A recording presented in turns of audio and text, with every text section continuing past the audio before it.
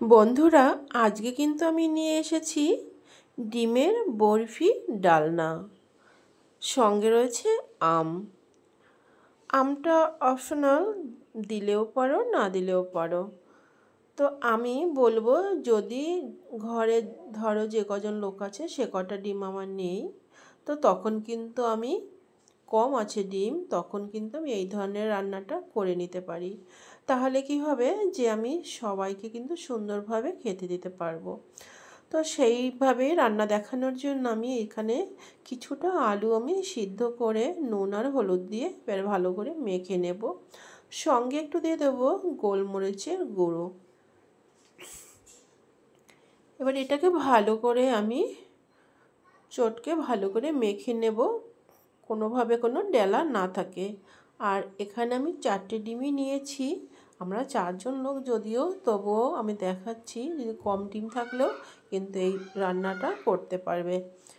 তো আমি 4টে ডিমের সাথে এই আলুটাকে ভালো করে মিশিয়ে নিচ্ছি। একটা ব্যাটার দিয়ে, গ্রাইন্ডার দিয়ে আমি এই মিক্সচারটা সুন্দর করে মেখে নিচ্ছি। দিয়ে এবার আমি এইদিকে একটা কড়া বসিয়ে দিয়েছিলাম।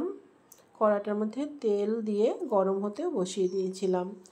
তো কড়াটা গরম হওয়াতে আমি কিন্তু এই ব্যাটারটা ঢেলে দেব, দিয়ে আমি ঢেকে রাখবো। ঢেকে মিনিট 2-3 রাখবো। তারপরে দেখছি বেশ ফুলে, মানে কতটা ফুলে মোটা হয়ে গেছে। আমি খুন্তি দিয়ে উল্টে দেওয়ার চেষ্টা করেছি কিন্তু পারিনি, কেননা আমি এক হাতে আমার ফোন দিয়ে ভিডিওটা করছি।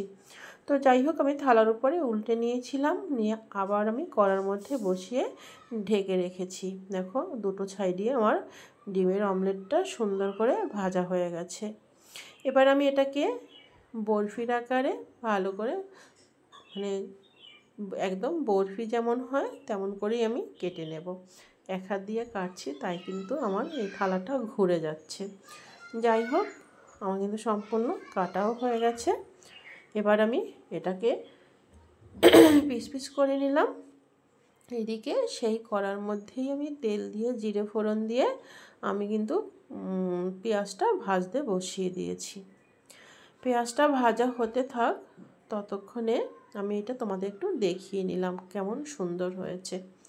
তো আমি পেঁয়াজটা ভাজা হওয়ার মধ্যে কিন্তু আমি দিয়ে দিলাম স্বাদ মতো নুন আর পরিমাণ মতো হলুদ, আর দিলাম একটা টমেটো। আমার এখানে ভালো পাকা টমেটো ছিল না, তাই আমি একটা, মানে যেমন ছিল সেটাই দিলাম। এটা ভালো কালার আসবে না যদিও, তবুও সেটাই দিলাম। যাই হোক, তো এটা ভাজা হতে হতে আমি আর একটা ব্যাটার তৈরি করে নেব। এটার মধ্যে দিয়ে দিলাম একটুখানি কর্নফ্লাওয়ার,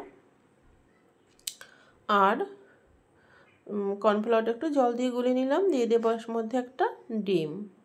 ডিমটা দিয়ে আমি একটু দেবো আবার গোলমরিচের গুঁড়ো, একটু নুন দিয়ে এটা ব্যাটার তৈরি করব। আর এখানে আরেকটু দিয়েছি চিকেন মশলা। তো এটা দিয়ে ব্যাটারটা রেডি করে নিলাম।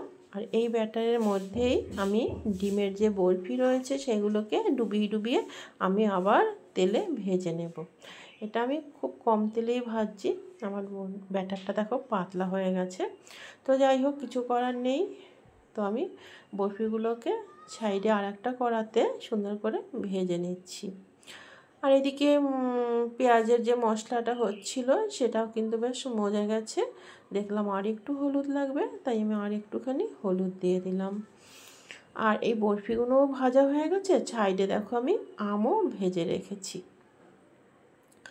তো মশলাটা কষানো হয়ে গেছে। এবার আমি দিয়ে দেব জল।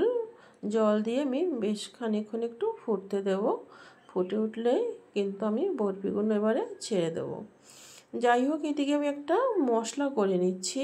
মশলাটা তো আমি একটু শুকনো খোলায় ভেজে নিয়েছি, ধনে জিরে, একটু দারচিনি আর একটু এলাচ। তো সেটা আমি বেটে কিন্তু আমি ঝোলের মধ্যে আগে থেকে দিয়ে দিলাম, কেননা ঝোলের মধ্যেই যদি সমস্ত মশলাটা ঢুকে, মানে ফ্লেভারটা ঢুকে যায়, তাহলে কি হবে যে এই ডিমগুলোর মধ্যেও সমানভাবে, মানে মধ্যে ঢুকবে মশলার গন্ধটা।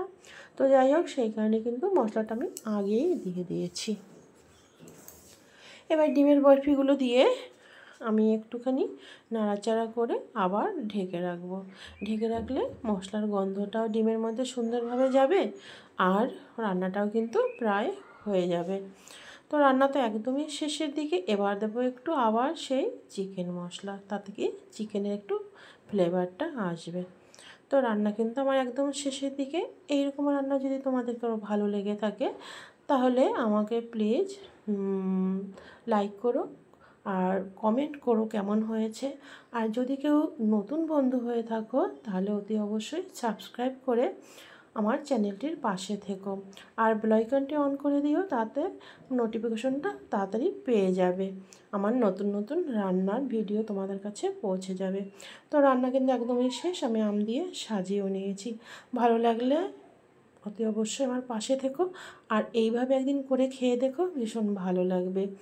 এই রান্না আমটা দেওয়ার মানে এটাই যে যদি তোমার ভালো না লাগে বা মুখে একটু অরুচি বা কেমন যদি একটু লাগে, তুমি কিন্তু এই আমটা দিয়ে মুখটাকে শুদ্ধ করে নিতে পারবে, তাহলে তোমার আবার রুচিও আসবে। যাই হোক।